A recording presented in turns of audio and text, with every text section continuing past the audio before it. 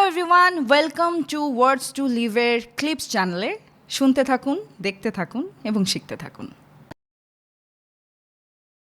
আপনার কাছে কি মনে হয় যে আমাদের স্ক্রিপ্টিং এর ক্ষেত্রে আমরা অনেক বাধা ধারার নিয়ম আছে, যে কারণে আমরা আসলে আমাদের জমাতে একটু কষ্ট হয়ে যায়, অনেক কিছু খেয়াল অনেক রাখতে বাইন্ডিংস হয়। আছে, হ্যাঁ, যেটা আমাদের পার্শ্ববর্তী দেশ, আমরা যদি কলকাতায় দেখি, পলিটিক্স নিয়ে বলতে পারবেন না, হ্যাঁ, রিলিজিয়ন নিয়ে বলা যাবে না। রিলিজিয়ন নিয়ে কি বলে মানুষ, তো এগেনস্টে কিছু বলে না, কিন্তু সেটারই কিছু হয়তো বিষয় নিয়ে, রুলস নিয়ে, উদাহরণ টেনে হয়তো বলতে হয়, আপনি বলতেই পারেন, যেটা কিন্তু আমাদের অনেক বক্তারা কিন্তু বলছে, আমাদের ধর্মের অনেক বক্তারা কিন্তু তারা কিন্তু এই বিষয়গুলো টাচ করে বলছে, তারা বলছে সমস্যা নেই। আমরা যখন এটা বলছি ঝামেলা হয়ে যাবে, ওকে আমাদের এটা বাদ। তারপরে কমেডির আরেকটা বিষয় হচ্ছে যে খুবই স্ট্রং হচ্ছে একটু দুষ্টু কন্টেন্ট, এটাও একটা কমেডির একটা পার্ট।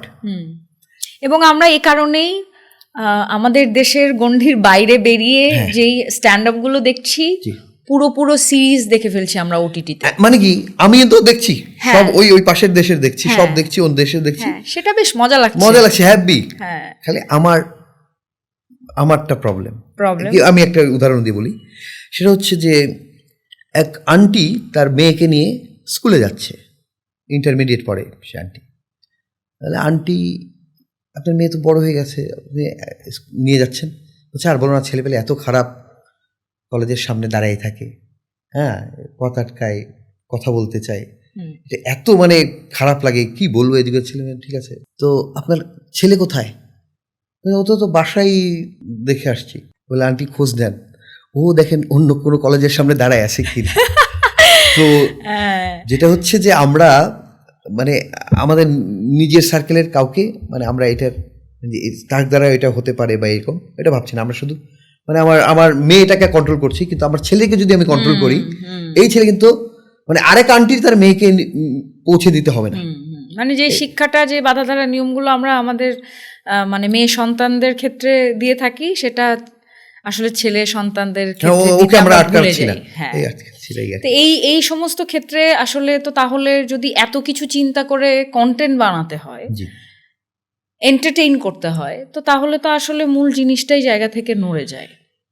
প্রথমে খুব সমস্যা হতো, তো যেটা হয়েছে দেশের সামগ্রিক অবস্থা, সামাজিকতা এইসব মিলে এটা আসলে ধাপ করে হবে না, তো একটু একটু করে আস্তে আস্তে এটা চেঞ্জ হবে।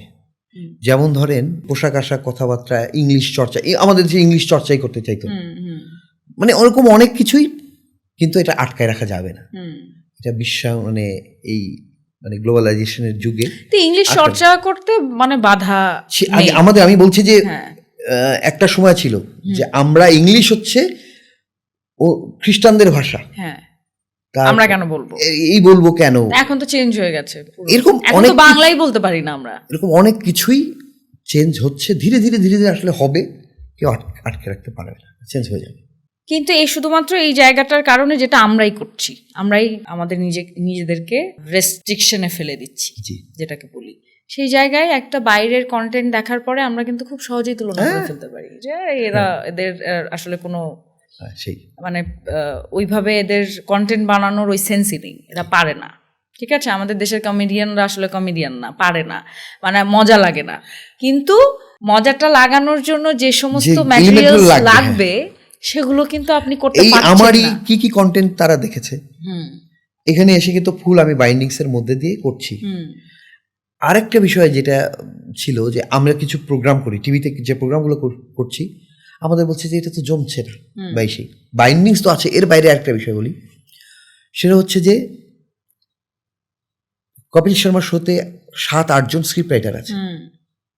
আপনার মিরাক্কেলে আমরা যখন করেছি 5 জন আমাদের স্ক্রিপ্ট রাইটার ছিল, on kind of groomer teacher, তাদের আলাদা বাজেট, তারা আমাদের গাইড করতো। অর্থাৎ আমি কিছু ম্যাটেরিয়াল, র ম্যাটেরিয়াল নিয়ে গেলাম, এটাকে জাস্ট একটু শেফে নিয়ে আসা। আমাদের এখানে এটার কোনো বাজেট নেই, স্ক্রিপ্ট রাইটিং এর যে একটা ন্যূনতম বাজেট থাকবে এই বিষয়ে কোনো, এটার যে একটা হোমওয়ার্কের একটা, কালকে শুট, বিগ প্রোগ্রাম, অনেকগুলো গেস্ট, সেই গেস্টকে স্টাডি করতে হয়।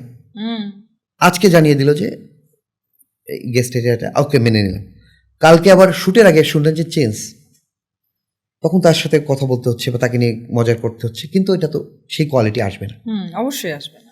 তো এটা দর্শক দেখছে শুধুমাত্র আমার ফ্রন্টের এই প্রেজেন্টেশন, কিন্তু আপনার এই খাবারটার পিছনে যে লবণ দরকার, তেল দরকার, মশলা দরকার, এটা কিন্তু কেউ দেয়নি, মালিক দেয়নি। দোষটা এই রাঁধুনির, যে খাবারটা নিয়ে এসে সামনে দিল, ভালো হয়নি, এক কথায় বলে দিল ভালো হয়নি। Subscribe to Words to Live and don't forget to press the bell icon.